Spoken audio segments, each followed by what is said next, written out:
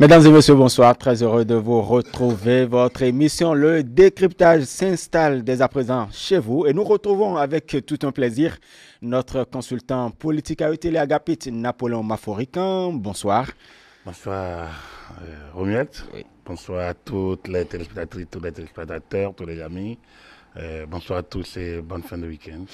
Très bien, ils sont bien nombreux à nous suivre ce soir encore pour cette émission, pour le compte de cette émission. Vous savez, le 1er avril dernier, les présidents des institutions de la République se sont concertés avec le chef de l'État. Vous savez, ça a été élargi par rapport au médiateur de la République et au président de la Sénat. Et la décision est bien tombée après une séance de concertation. C'est bien la poursuite du processus électoral. Et cette décision du Collège des présidents d'institutions a été entérinée par le Conseil des ministres, donc le 3 avril dernier. Sommes-nous toujours en violation? Sommes-nous pas toujours? Sommes-nous en violation des tests ou toujours dans la légalité? Agapit Napoléon Waforican. Je pense qu'au risque d'ennuyer nos téléspectateurs, on va encore répéter ce soir qu'il n'y avait aucun problème de légalité qui se posait. Il n'y en a jamais eu, et il n'y en a pas. Et c'est justement pour éviter que ce problème se pose que les législatives devront pouvoir se tenir le 28 avril, pas parce que les acteurs, en tout cas pas parce que c'était la seule issue possible. Il y avait d'autres issues tentées par le chef de l'État. Tout à fait. Et la recherche du consensus. Absolument, absolument. Et absolument, il faut le dire. On n'avait aucun problème de légalité.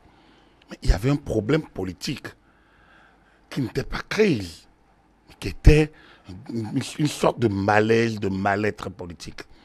Le chef de l'État a pris les devants pour permettre à la classe politique de réaliser ce fameux consensus dont nous nous targuons depuis 1990. La classe politique avait l'occasion donc d'aller à ce consensus. Le président de l'Assemblée nationale, l'institution la plus politique de toutes, a été chargé par le chef de l'État de conduire à ce consensus. Et on ne peut pas dire qu'il n'a pas fait de son mieux, le président Adrien Bédi. Il a tenté à l'intérieur, il a tenté à l'extérieur aussi. Allant jusqu'à outrepasser le cadre du mandat qu'il a reçu. Parce qu'il était question de le faire à l'intérieur. Mais il a voulu élargir pour qu'il n'y en ait pas qui disent qu'on ne les ait pas pris en compte. À l'épreuve des faits, toutes les tentatives se sont soldées par un échec. L'opposition a montré son enfermement. Et quand je le dis, je veux qu'on me demande, ça fait longtemps qu'on le dise. L'opposition s'est enfermée, a refusé d'aller au consensus, à jouer avec le consensus, à jouer avec les nerfs, à jouer avec le chef de l'État, à jouer avec sa majorité, la majorité présidentielle, à jouer avec le peuple, en utilisant des manœuvres dilatoires et un certain nombre de postures pour conduire au blocage, enfin, qui sont de nature à conduire au blocage. Et donc, à créer des problèmes de tests, justement. Donc, des problèmes qui n'existaient pas. L'opposition s'est mise dans une démarche de conduire vers ces problèmes qui est en utilisant la pudeur du chef de l'État, qui a montré son mal-être en tant que chef de l'État. Son mal-être de voir que seules les formations politiques qui le soutiennent ont pu sortir des mailles, des nouvelles procédures induites par les tests en vigueur. Voilà un peu la situation. Donc, sommes-nous toujours dans la légalité? On n'a jamais quitté la légalité. On n'a jamais un problème de légalité. Nous sommes l'obéissance aux lois qu'on s'est prescrites, soi-même est liberté, dit-on. C'est l'un des soubassements de la démocratie. Cette phrase de Jean-Jacques Rousseau. Et là, à partir du moment, et comme je vous l'ai dit une fois, une décision de la Cour constitutionnelle dit que les députés qui sont eux-mêmes investis du pouvoir législatif ne peuvent pas se soustraire aux tests qu'ils ont eux-mêmes votés et qu'ils ont régulièrement promulgués. Quand on le dit, donc vous comprenez avec moi que si problème de test il y a, il faut retourner à l'action parlementaire. Ce qui n'a pas pu se faire dans grâce au consensus. Alors, à partir de ce moment-là, qu'est-ce que vous voulez? L'État ne peut pas rester à regarder.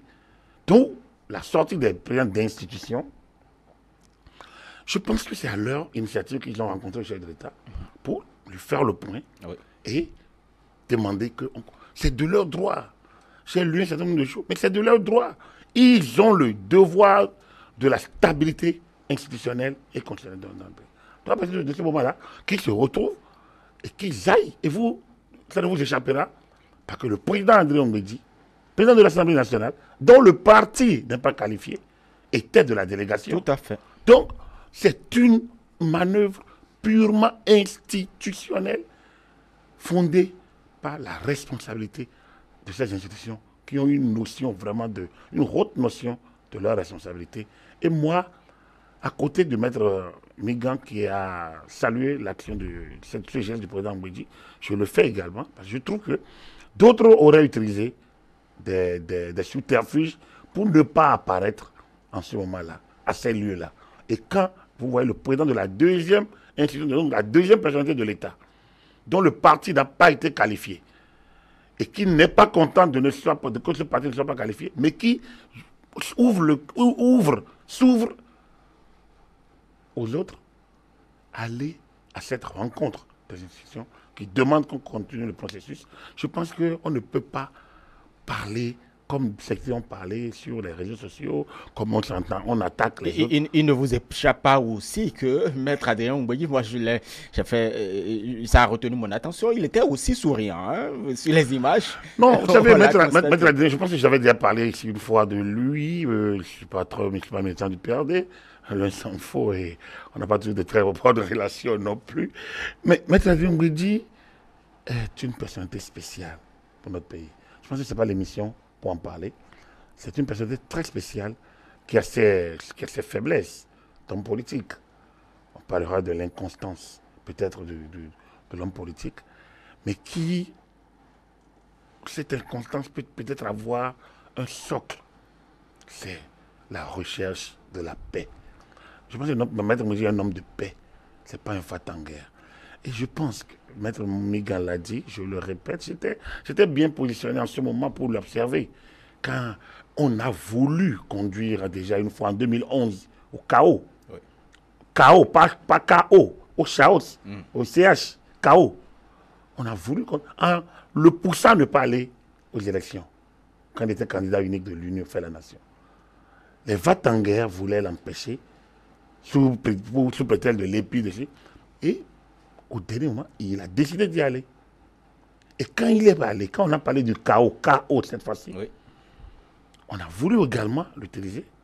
Le président Ongwedji a clairement montré sa hauteur d'esprit. C'est vrai, il a fait un discours où il disait qu'il a gagné les élections. Il n'a jamais reconnu. Il a répété encore, même au moment où il était en alliance avec Zinsou, on croyait qu'il a répété qu'il n'a pas reconnu la victoire de Yahi Boni. Mais il est parti pour éviter. Donc, ça, je pense qu'on aura l'occasion d'analyser la personnalité de Maître Ongwedji, lui-même écrit sur lui-même. Mais nous, on a un regard, puisque ça fait 30 ans qu'on le voit, et sur lequel on peut parler beaucoup. Mais ce soir, ce n'est pas de lui qu'on doit parler. Mais c'était important de noter que la deuxième personnalité de l'État, dont le parti n'est pas qualifié, y était. Et ça dénote de son niveau élevé de responsabilité. Et ça dénote également du niveau élevé de responsabilité des personnalités, des institutions de la République qui, elles, croient à notre démocratie et croient que nous devons continuer. On ne doit pas laisser la porte ouverte au blocage et à la diversion. Voilà, il y a des personnalités, on parlait tantôt de Maître Adrien Ongwedji, c'est vrai, on ne voudrait pas parler d'un certain nombre de personnalités, mais vous savez, le président Nicéphore Dieudonné Soglo, je ne dirais peut-être pas qu'il a eu peut-être la chance de rencontrer pour une seconde fois le président Patrice Talon. De toute façon, lui-même, dans sa déclaration, disait que c'est une deuxième consultation qu'il a eue avec le chef de l'État au Palais de la République et il en est ressorti avec un sentiment de malaise. Vous comprenez ces propos? J'ai lu le président Soglo, que j'ai eu l'honneur d'avoir au téléphone aussi. Il me fait cet honneur de temps en temps, comme à beaucoup d'autres journalistes. J'ai eu l'honneur d'avoir interviewé le président également, le président Soglo, il y a quelques années déjà, plus d'une décennie. Il ne donne pas souvent d'interviews, donc je peux dire toute ma fierté d'avoir réussi à l'interviewer. Ça, c'est vrai. J'ai eu aussi l'occasion de prendre ma distance avec un certain nombre de positions du président Soglo ici. Mais je dois avouer que les échanges que j'ai eus avec le président Soglo au téléphone il y a quelques jours m'ont convaincu d'une chose, il est également dans une dynamique. Le président Soglo a peur. Il ne souhaite pas que notre pays bascule. Il ne souhaite pas que ça se heurte, ça se crispe. Et ça reste constant dans la position du président Soglo. Le problème est qu'il n'est plus aux affaires, le président Soglo. Il ne voit pas les choses comme celui qui est aux affaires. Il les analyse comme celui qui n'est pas aux affaires. C'est beaucoup plus facile quand on n'est pas aux affaires d'analyser certains paramètres, de voir certaines choses, de penser que c'est plus facile de faire. Lorsque le chef de l'État réunit tous les partis, déjà certains n'y vont pas. Il s'ouvre à aller réaliser le consensus. Je suis prêt à tout, même à la révision de la Constitution. Mais quand on donne 4... Et c'est à son initiative, et c'est aussitôt que la liste publiée par la Sénat. Mais qu'est-ce qu'on peut faire d'autre pour montrer sa disponibilité, sa bonne foi? À l'ouverture. Le président l'a fait. Qu'est-ce qu'il peut faire encore d'autre? Il les a réunis. Il met sa majorité en disponibilité de réaliser le consensus. Et je vous ai dit, les 2 premières semaines, entre le 6 et le 20, vous allez voir que la majorité présidentielle parlementaire est restée constamment collée à cette devise du chef de l'État, le consensus. Le consensus. Le consensus. Mais quand vous voyez une opposition, malgré ça, une opposition qui marche, qui injurie de plateau en plateau, qui travaille dans la commission paritaire, qui, une fois le rapport de la commission déposé, revient pour nier à travers ses membres qui ont bien signé, qui ne reconnaissent plus, et ils ne croient pas à cette commission, qui demande qu'on chasse les membres de la Sénat, qui demande l'abrogation des tests, qui demande des choses, mais qui demandent le blocage total du pays pour de vue institution. Comment pouvez-vous? Cette lecture, le président Soglo ne l'a pas faite. Il ne l'a pas faite. Il ne l'intègre pas. Et avec lui, beaucoup d'autres personnalités. Donc, en fait, le souhait, le souci d'un certain nombre de personnalités, d'institutions, la société civile, le président Soglo et autres, ça n'intègre pas toutes ces actions d'ouverture.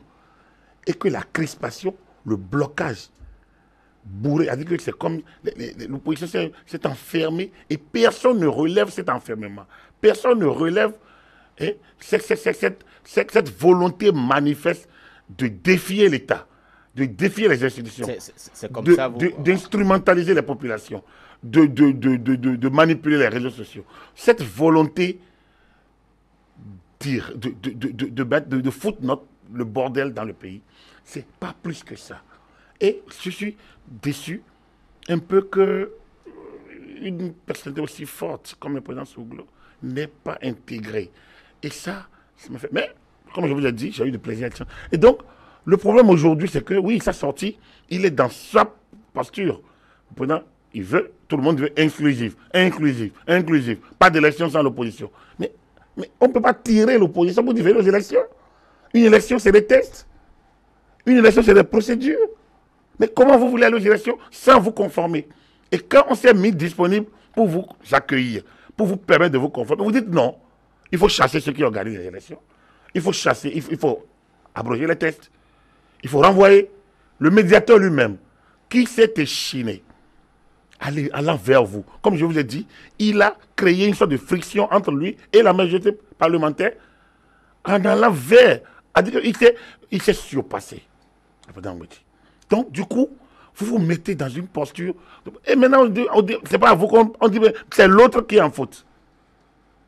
Moi, c'est ça que je n'ai pas... C'est la distance que j'ai prise avec la position du président Soglo. Le président Soglo, il en veut. Il a dit... Il rêve d'un pays de paix. Très bien. Mais il y a longtemps qu'il a oublié tout le blocage auquel il a fait face quand il était président lui-même pour pouvoir avancer. Il a longtemps qu'il a oublié dans quelles conditions il a quitté le pouvoir en 96. Il a longtemps qu'il a oublié que notre pays est difficile à réformer et qu'à un moment donné, il est temps d'avancer. Autant, lui, il était au début, il a eu beaucoup de difficultés, autant 30 ans après, on ne peut plus dire la paix, la paix, la paix, et ne pas avancer.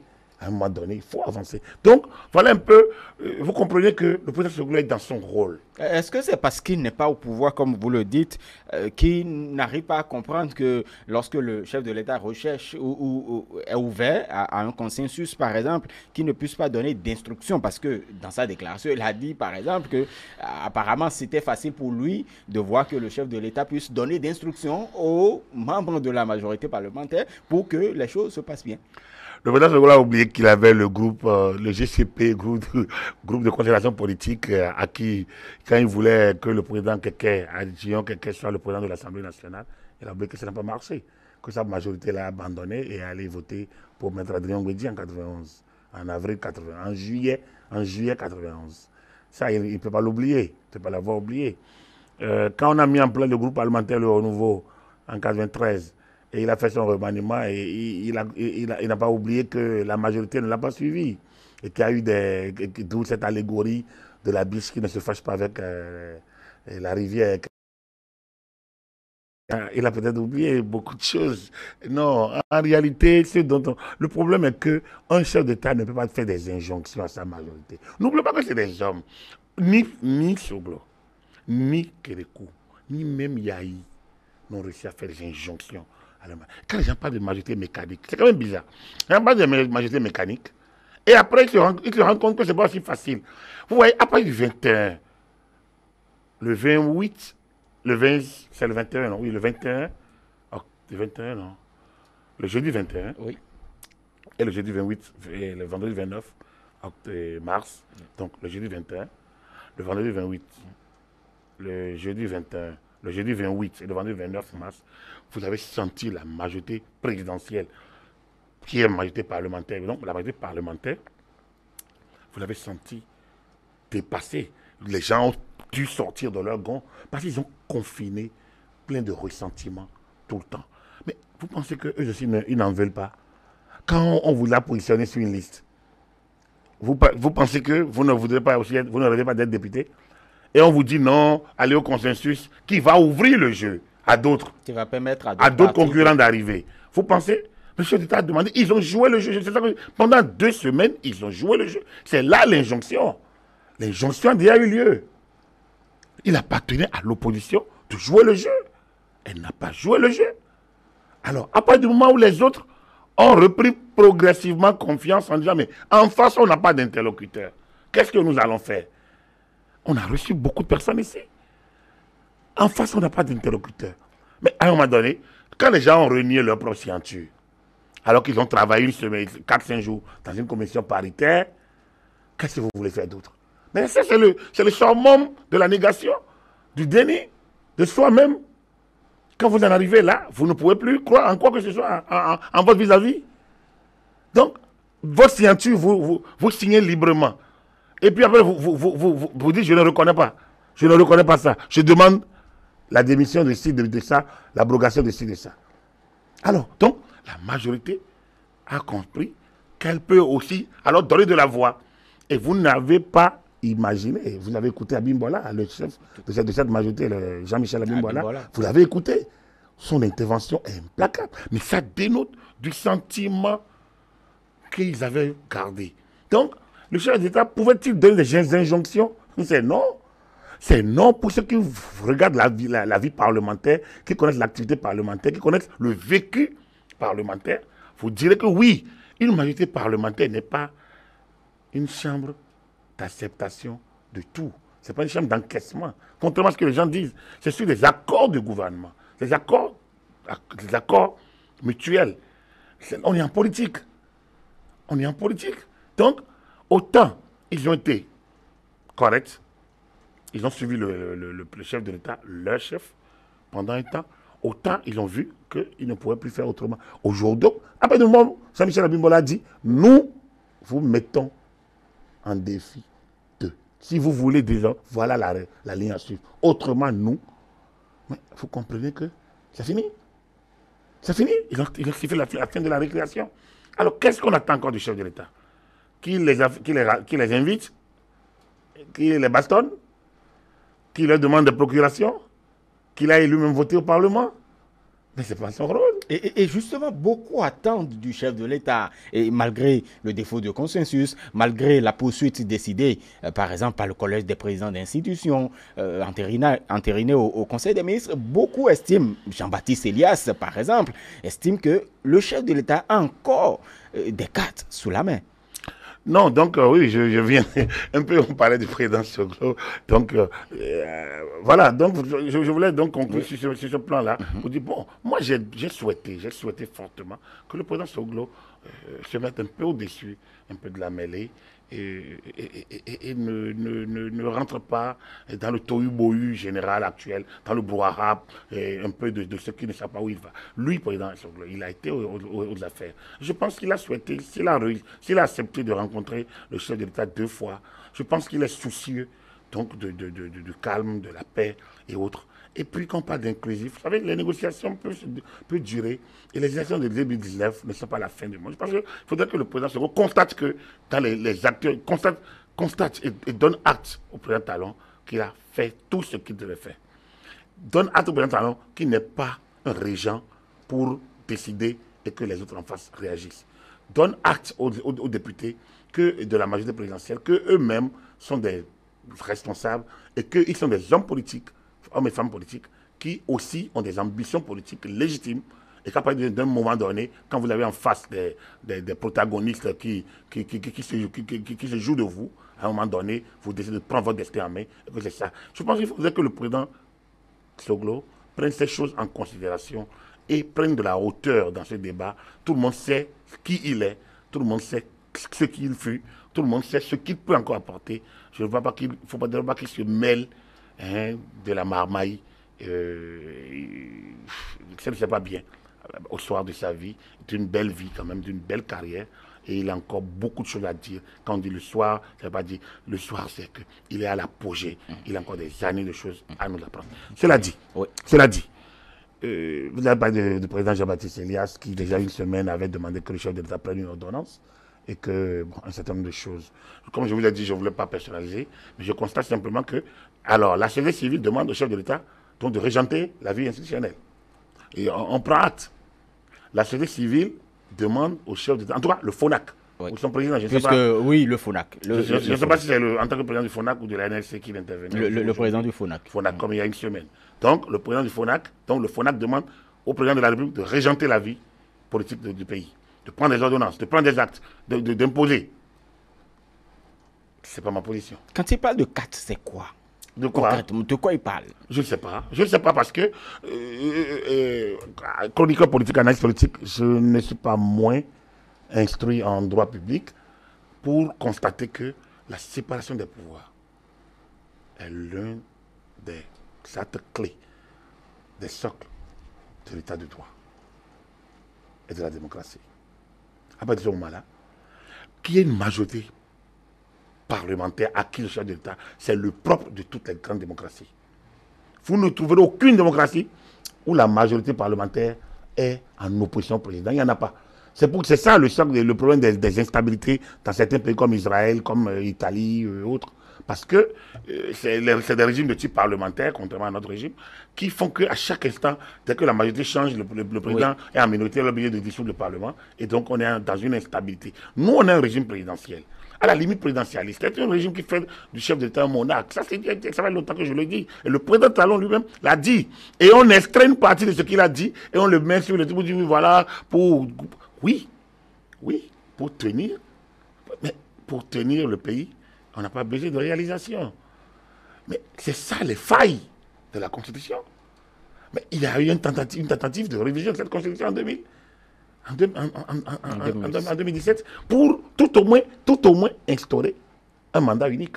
Ça, au moins, le président en exercice ne serait plus un président qui recherche un mandat.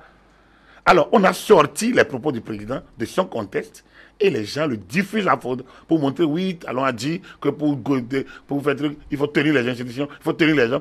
Et que mais ça ne change rien à la chose. Ça ne change rien d'autant plus que, en fait, si le chef de l'État doit gouverner, il a besoin d'une majorité parlementaire. Et s'il, de Soglo à Talon, en passant par Kérékou et Yahi, tous, ça ne vous déchaîne pas que Soglo, que Kérékou, ça pas du groupe parlementaire, le renouveau. Oui. Mais je parlerai de l'Union pour le Bénin du futur. Oui, l'UBF. C'est l'UBF sous Kérékou. Et je parlerai de FCBE, créé par Yahi Boni. À son arrivée au pouvoir, il n'avait pas de parti. Au moins, il venait. Aucun d'eux n'avait de parti quand il venait. Mais à chaque fois, il crée. Donc, tout le monde a recherché la majorité parlementaire. Et l'a utilisé à un moment donné. Ce qui est normal en démocratie. C'est grâce à votre majorité que vous faites passer les lois. Il n'y a aucun malade dit qu'on est majoritaire. Cela dit, ça ne fait pas des députés de la majorité des godillots. Alors ici, quand les gens en ont besoin, ils disent des députés godillots, la majorité mécanique. Et quand ils en ont besoin, on demande au chef d'État d'instruire sa majorité. Comme si on était dans une salle de classe où l'instituteur doit instruire, ou si dans une administration hiérarchique, où le chef doit instruire ses sujets. Ce n'est pas comme ça.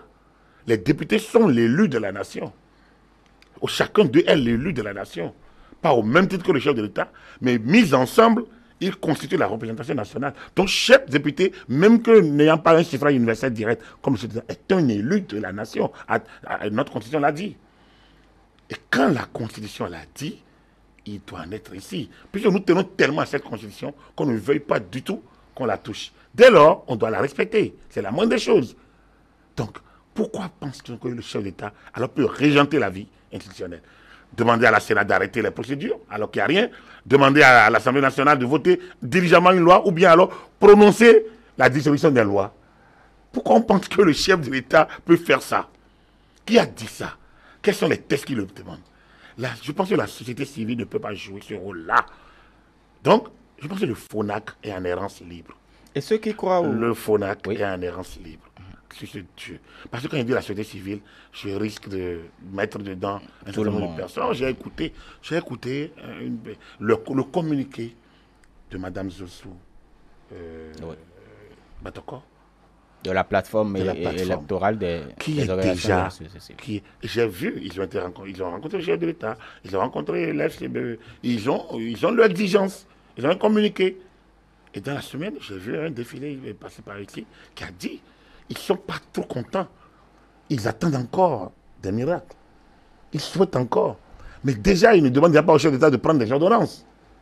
Parce que, dès qu'il a les cartes en main, c'est comme s'il peut régenter. Le président de la République ne peut pas régenter la vie. C'est grave, c'est dangereux, ce qu'on demande là. Parce que si on la demande aujourd'hui, vous voyez, c'est un peu comme au niveau de la Cour constitutionnelle. Les premières décisions de la Cour constitutionnelle où la Cour s'élargit, s'autorisait l'élargissement de ses compétences, tout le monde s'applaudit parce qu'ils étaient contents que la Cour déboute telle personne.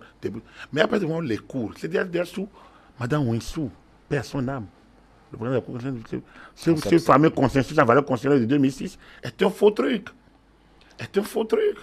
Le consensus, si on veut ouvrir le débat, il n'y a jamais eu de consensus en 90. Non, il n'y a pas de consensus. Il y a eu une situation conjoncturelle qui a conduit à une situation structurelle. On peut faire le débat. Donc il n'y a pas eu de consensus. C'était une situation de banqueroute totale qui a fait chuter le régime. Il fallait trouver des solutions d'emprunt et on a pu, le génie du peuple béninois, comme on le dit, Monseigneur de Souza et Kérékou, deux personnalités extraordinairement inspirées, ont pu nous conduire. C'est pas ça le consensus. Le dimanche 25 février 90, quand la conférence nationale a proclamé sa souveraineté, ce n'était pas ça le consensus. Les gens du PPB ne se sont pas tous levés. Il est resté une bonne dizaine. Ça, c'est pas ça le consensus. C'était la victoire d'une classe sur une autre, un groupe sur un autre. Donc, en 2006, la Cour constitutionnelle a parlé du consensus. Et on est rentré dans ça. C'est déjà là que la Cour a ouvert la boîte à Pandore. Tout le monde était content. Mais après, ça a permis à d'autres coups de nous sortir des options fondamentales de la conférence nationale, c'est-à-dire le régime présidentiel, la limitation d'âge, tout ça là, on n'a jamais dit ça à la conférence nationale, c'est de la triche. On ne l'a jamais dit, je défie quiconque. Je dis qu'on a dit ça, on n'a jamais dit ça à la conférence nationale, c'est de la triche. Et pourtant, la Cour l'a dit, on a applaudi. Parce qu'il fallait bloquer quelqu'un à l'époque. Donc, au fur et à mesure que la Cour peut dire et élargir ses contrôles, alors, Aujourd'hui, j'entends, oui, c'est l'avocat du président qui est le président de la Cour constitutionnelle. Mais chiche, quel est le problème? Mais quel est le problème? Donc, quand on ouvre les boîtes à Pandore, on peut craindre le pire. On peut craindre le pire. C'est pour ça que ceux qui demandent que le chef d'État régente la vie, c'est dangereux leur requête. C'est très dangereux et je pense qu'ils sont en roue libre, ils n'ont pas compris, ils sont désespérément perdus. Je pense qu'il faut qu'on évite ces choses-là parce que la République, notre pays a besoin de mieux que ça. Et je remercie encore une fois le président Talon de se mettre élégamment au-dessus de tout ça. Il y a une élégance de gestion de cette situation. Et ça, c'est à son actif. On n'a pas besoin d'être un soutien de premières heures pour constater les belles choses qui se passent. Et je pense honnêtement que je suis sidéré par cette manière de fonctionner et surtout de prendre ses responsabilités. Parce que les gens veulent le conduire. En 90, Mathieu Kérékou disait à Monseigneur de César, faites attention, il ne faut pas que les cadres qui vous entourent vous déchirent votre robe. Il ne faut pas que les cadres qui vous entourent déchirent votre robe. Vous savez ce que j'avais dit? La robe du prélat. Oui. Alors, le président Talon est vigilant. Je pense qu'il évite, il essaye d'échapper au plus à une kyrielle piège que un bon nombre d'acteurs nationaux, de tout genre, acteurs politiques, acteurs non politiques, tentent de lui en disant il a seul le carte en main, il n'a aucune carte en main. La seule carte qu'il avait en main, c'était la carte qu'il a jouée le 6 mars. Il a mis les acteurs politiques face à leur destin. Les acteurs politiques auraient dû saisir la perche et l'utiliser fortement. Le président Ngwedi a fait de son mieux. On n'est pas arrivé au bout. Alors, un constat d'échec a été constaté, a été acté. Dès lors, il n'y a plus rien d'autre à faire. C'est tellement connu que ceux qui demandent une autre voie, ils ne demandent que la voie d'un coup d'État civil ou militaire. Est-ce qu'aujourd'hui, 6 avril, 7 avril aujourd'hui, oui. Est-ce qu'aujourd'hui, 7 avril, est-ce qu'aujourd'hui, en avril 2019, on peut encore accepter des coups d'État civils ou militaires dans le pays? Il n'est pas responsable. Est-ce que ce n'est pas trop tranché? Non, ce n'est pas tranché. Non, c'est un coup d'État, c'est quoi? C'est mettre fin à l'ordre constitutionnel, à l'ordre extérieur. Mais aujourd'hui, les pouvoirs publics fonctionnent normalement. Les lois sont régulièrement votées, régulièrement promulguées et publiées et en application. Et on demande au chef d'État d'utiliser des cartes que lui, là. Mais on lui demande, c'est quoi? Donc, d'aller à l'encontre. La seule chose, c'était le consensus au Parlement. Dans le cadre même du protocole additionnel, au protocole de la CEDEAO relative à la sécurité et à la bonne gouvernance. Donc, oui, le protocole additionnel relatif à la démocratie et à la bonne gouvernance. Bon, ce protocole lui-même est un protocole qui complétait un autre. Donc, ce protocole a ouvert la voie, mais au consensus. Oui. Mais si le consensus n'est pas retrouvé, on maintient l'ordre ancien. Et l'ordre en l'état. L'ordre en l'état. Alors, demander que le chef d'État utilise toute autre manière, c'est d'aller au coup. Et surtout, l'usage de l'article 68 sera un coup d'État civil. L'usage de l'article 68 de la Constitution serait un coup d'État civil. Et justement, c'est cet article que souvent vous entendez, les gens demandent au chef de l'État de pouvoir user de cela. Véritablement, les forces de l'opposition demandent aujourd'hui, vous savez que c'est l'actualité également de la semaine, les forces de l'opposition qui ont fait un appel à la mobilisation dans les rues, dans toutes les villes du Bénin. C'est dommage. C'est dommage parce que elles ont tout eu, comme je vous l'ai dit, elles ont tout eu, ces forces de l'opposition. Elles ont été dans toutes les bonnes situations. Vous savez, la démocratie, c'est difficile. C'est pas facile de les proclamer. Encore faudrait-il en avoir la carrure, l'élégance. Et je pense que les amis de l'opposition n'ont pas l'élégance de l'opposition. Ils n'ont pas l'élégance du sens de l'honneur. Mais vous avez participé à tous ces jeux. Et aujourd'hui, vous demandez aux pauvres populations de sortir pour vous soutenir, vous. Mais qui sort pour soutenir les populations quand elles ont des problèmes? Combien de parlementaires vous avez vu sortir pour aller soutenir les peuples, les gens qui ont du mal à envoyer leurs enfants à l'école? Des gens qui ont du mal même à joindre les deux bouts. Les pauvres. Des gens qui ont du mal à assurer la santé de leurs parents.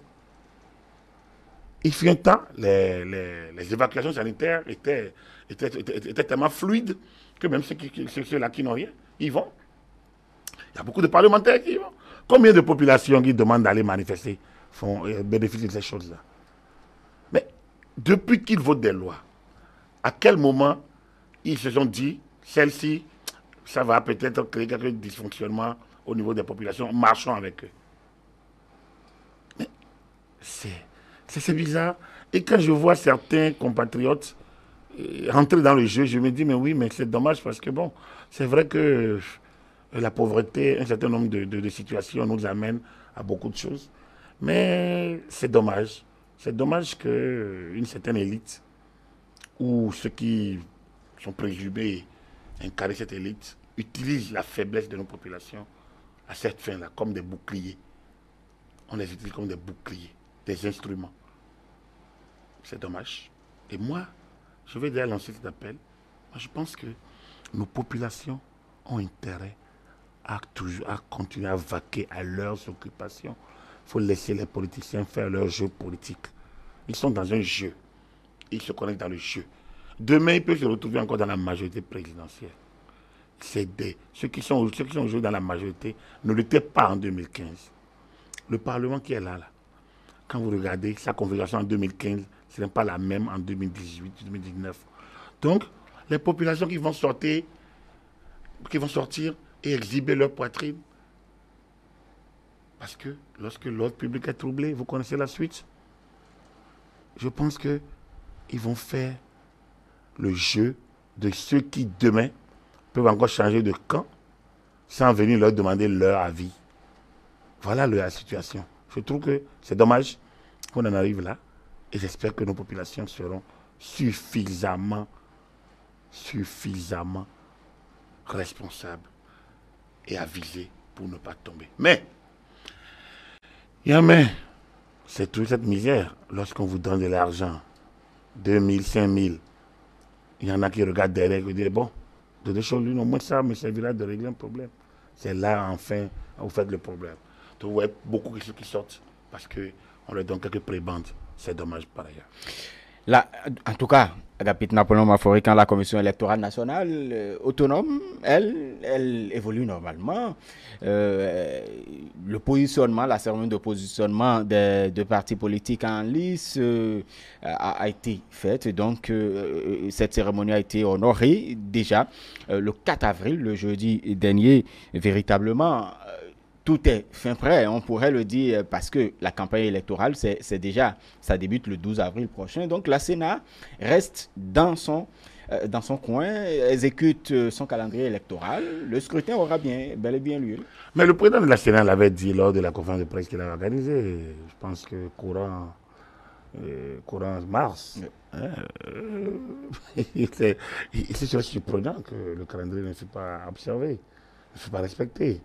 Parce qu'il n'y a rien qui l'empêche Même le chef de l'État, le 6 mars, a demandé aux acteurs d'aller chercher le consensus en disant que le processus n'est pas bloqué. C'est ça la carrure présidentielle. D'un côté, la légalité qui se poursuit. De l'autre, l'ouverture politique. Mais quand l'ouverture politique ne donne rien, on continue avec l'ordre normal. Donc les élections auront lieu le 28 avril, normalement selon l'ordre constitutionnel ou l'ordre légal en vigueur, sauf si on préfère la voie des coups d'État civils ou militaires. De positionnement, vous savez, deux partis politiques, on le dit très souvent, mais ils n'ont pas quand même la même idéologie. Vous entendez parler de sociaux-démocrates, vous entendez parler de libéraux, véritablement. Et donc, contrairement à ce qu'on dit parfois, ce ne serait pas un match amical aussi parce que c'est une guerre déjà d'idéologie. Je voudrais parler des acteurs dont on parle, on dit la majorité. Mais quand vous les regardez, mais ils ne sont majorité que de positionnement par rapport à Patrice Talon. Mais en réalité, chacun s'est positionné par rapport au président de la République. Mais quand vous les regardez, même au sein d'un même bloc, au sein d'un même parti, il y a plusieurs courants. Il y a plusieurs courants. C'est des partis politiques. Mais est-ce que ça vous a échappé il y a quelques jours, il y a une semaine, que dans le 4e, quand l'élu, le chef d'arrondissement qui était de liste est sorti, il a eu le soutien de ses anciens camarades de la Renaissance du Bénin, dont Maître Zizinoé, Abraham, ancien président du parti RB, qui l'a dit, oui, nous sommes à l'intérieur d'un grand regroupement, mais nous devons revenir à la source. Nous sommes membres de l'ex-RB. C'est vrai, il a dit. Mais on a entendu réserve, ouais, non. Donc, c'est pour dire quoi?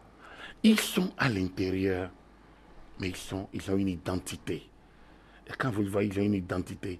Ils ont leur courant, ils ont leur répugnance, ils ont leur affinité. Donc, la bataille aura lieu. Les élections auront lieu, mais la bataille aura lieu. Elle sera dure, elle sera vive, parce qu'ils ne sont pas les mêmes. Il suffit de les avoir. Au sein de l'Union progressiste, il y a plusieurs partis. Il y a plusieurs partis. N'oubliez pas. Il y a le MAP de la qui est déjà différent de la RB. D'ailleurs, plus de 70 partis politiques. Donc, je prends seulement les deux. Quand on prend le PSD de Bruno Moussou, quand on prend la nouvelle conscience, le courant mouvement, la nouvelle de Koupaki, vous prenez la RB de Zizinoé, il faut rien que ça. Je peux encore élargir. Mais quand vous les prenez, ce n'est pas les mêmes. Même quand vous prenez le RDR de Epiphane Kenom. Ce n'est pas les mêmes. Bien, maintenant, ils ont formé un parti. Ils vont apprendre à vivre ensemble. Ils vont apprendre à gagner de leur différence et de leur complémentarité. C'est une œuvre de longue haleine. Donc, et eux, ils sont retrouvés dans le courant progressiste. Nous sommes des sociaux-démocrates. Donc déjà, ils vont apprendre la sociodémocratie. Ils vont apprendre les courants, la théorie. Il y en a qui sont déjà avancés dedans. Ouais. Mais il y en a qui ne sont pas totalement dans cette dynamique. Quand vous prenez la Zazaouita, Bruno Moussou, et quand vous prenez Pascal René Koupaki, c'est pas la, et Maître Abraham Zinoé, c'est pas la même sociodémocratie. C'est pas le même visage sociodémocrate. Il faut apprendre à le faire. Et déjà là, ils ne s'entendront pas. Même pas sur les lois. Même pas sur les lois. Quand vous prenez l'autre bière, je dis les libéraux,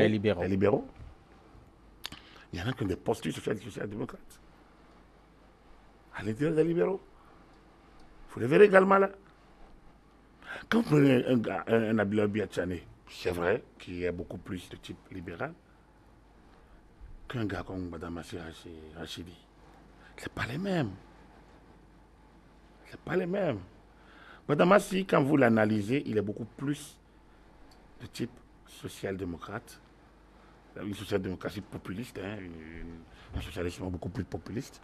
Mais il est beaucoup plus proche de la social-démocratie que des libéraux. Quand vous les analysez, vous allez comment l'approche d'un Rachid Badama, c'est avec les populations, avec le social. Ouais. C'est un monsieur éminemment social. Donc, quand vous prenez Abdoulaye Biachane, c'est un pur produit de banque. C'est un pur produit de banque. C'est un homme de développement. Eux, ils parlent de macroéconomie, pas d'agrégat macroéconomique. Ils regardent la croissance. Ce n'est pas toujours... La croissance n'a pas toujours de reflet sur les populations, le vécu quotidien, même si ça impacte à longue durée. Mais il y en a beaucoup, il y en a qui veulent que ça se gère. Donc, vous voyez, les théories ne sont pas les mêmes. Mais ils sont ensemble autour du président de la République. Ils vont essayer, dans leurs différences, d'infléchir, de corriger, de rectifier et de tenter de travailler ensemble pour des lois qui reflètent. Et ça rejoint ce qui se passe dans les démocraties occidentales. Pour mettre en place une coalition ou de gouvernement, c'est beaucoup de discussions. Même l'Allemagne, une grande démocratie comme l'Allemagne, vous n'imaginez pas, ils sont en grande coalition. La grande coalition veut dire quoi? Que des sociodémocrates et justement les chrétiens démocrates, qui sont plus proches des libéraux, puissent fondre leurs desiderata et essayer de se faire des concessions pour tenir. Et l'Allemagne, depuis 2002, a beaucoup plus fonctionné en grande coalition qu'en démocratie et partisan, en démocratie partisane et de type idéologique. Ils ont fonctionné en grand. Ça veut dire quoi? Ça veut dire que l'heure n'est plus à cette grande idéologie qui se sépare. L'heure est plutôt à une sorte de synergie, de complémentarité.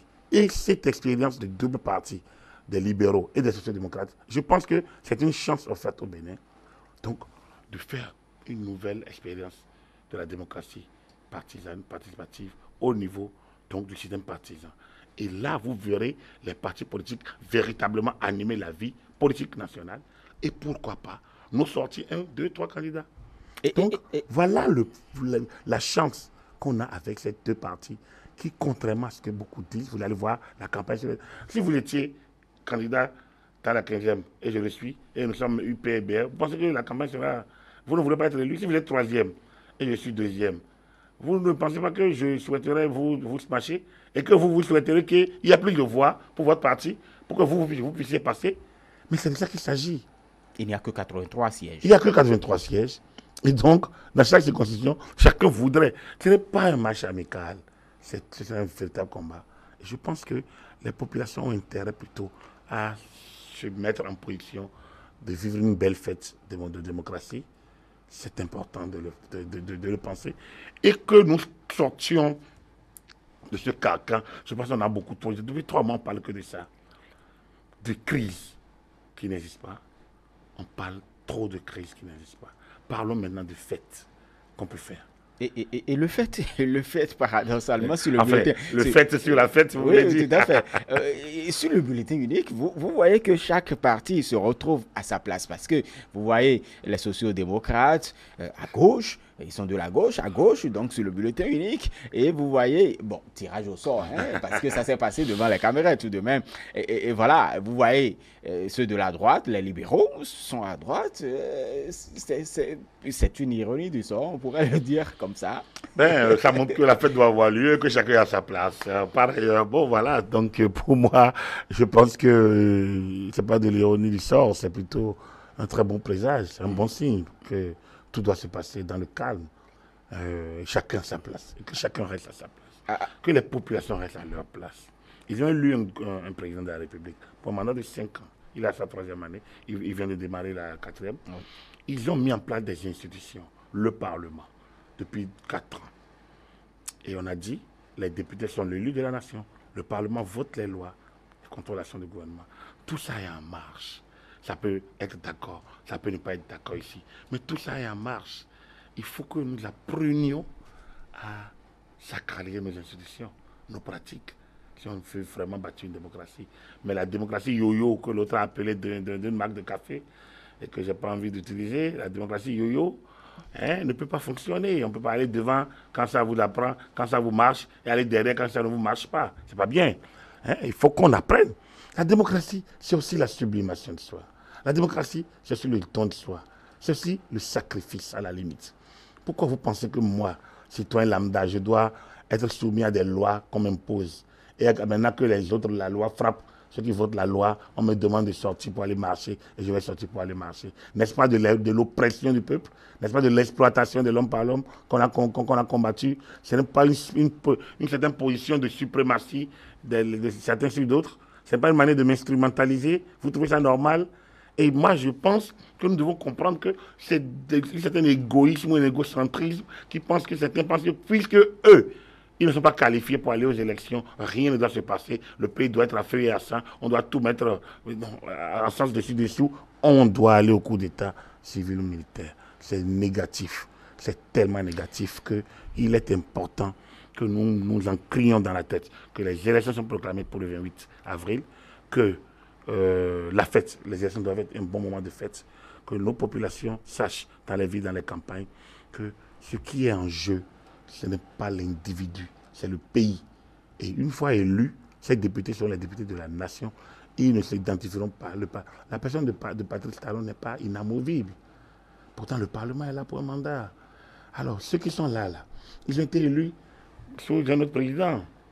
Ils sont aujourd'hui là sur notre président. Quand on parle des institutions, vous regardez nos institutions, regardez La Cour suprême, son président n'est pas désigné par Patrice Talon, c'est un président désigné par Boni Yahi, qui est là actuellement. Quand vous regardez la HAC, son président n'a pas été désigné par Patrice Talon, son président a été désigné par Boni Yahi.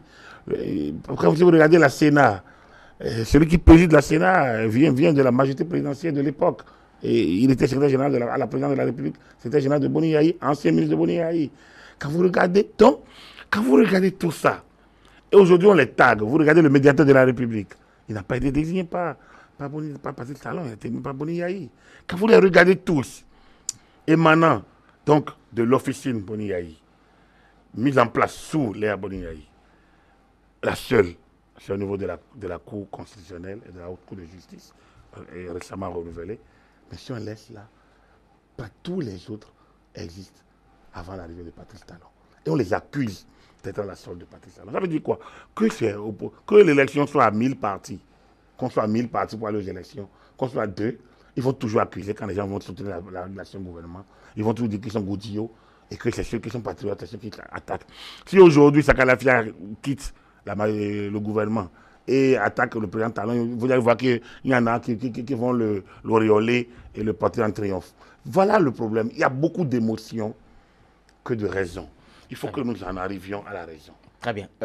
Cette petite question avant qu'on ne termine, parce que vous connaissez bien cette institution-là, c'est une institution qui est bien prête, puisque demain, on va procéder au tirage au sort, la HAC, je voulais dire. Et donc, de passage, les institutions sont prêtes pour le scrutin du 28 avril. Oui, mais vous doutez là. Non, mais elles sont prêtes. Mais attendez, comme je vous l'ai dit, on n'a pas un problème de légalité. Tout le monde l'a dit. Au moins tous les sachants qui devaient le dire l'ont dit. Tout le monde a dit. Personne ne peut dire qu'on a un problème de tests. On n'a pas un problème de tests. Certains ont eu du mal à se mettre à jour par rapport aux tests. Mais puisqu'ils n'ont pas été en mesure d'avoir le consensus, mais la maison Bénin ne va pas se crisper parce qu'un ou deux ont du mal à se mettre à jour. La maison Bénin doit avancer. Parce que c'est du collectif qu'il s'agit. C'est des 12 millions d'âmes qui vivent dans ce pays. Ce n'est pas d'une 80aine ou bien, enfin, ce n'est pas de 5 partis. On parle de 12 millions d'âmes. C'est de ça qu'il s'agit. Donc, les institutions sont en place pour incarner, pour servir le peuple et non pour servir les causes partisanes. C'est normal que les institutions soient prêtes. Donc, la HAC, effectivement, fait le tir. Comme la CEDA a positionné les gens sur les bulletins. Conformément au code électoral, la HAC, demain, le lundi 8 avril, va recevoir donc les partis politiques et faire le tirage au sort de la campagne médiatique. Donc, en fait, comme j'ai dit, la fête élection doit pouvoir commencer et elle doit avoir lieu. Très bien. Merci beaucoup à vous, Agapit Napoléon Maforika, consultant politique à AETD, consultant médias et communication par ailleurs, expert électoral, expert en gouvernance également. Merci pour ces moments d'échange et merci à vous, chers amis téléspectateurs, de nous avoir suivis. Agréable nuit à chacun et à tous.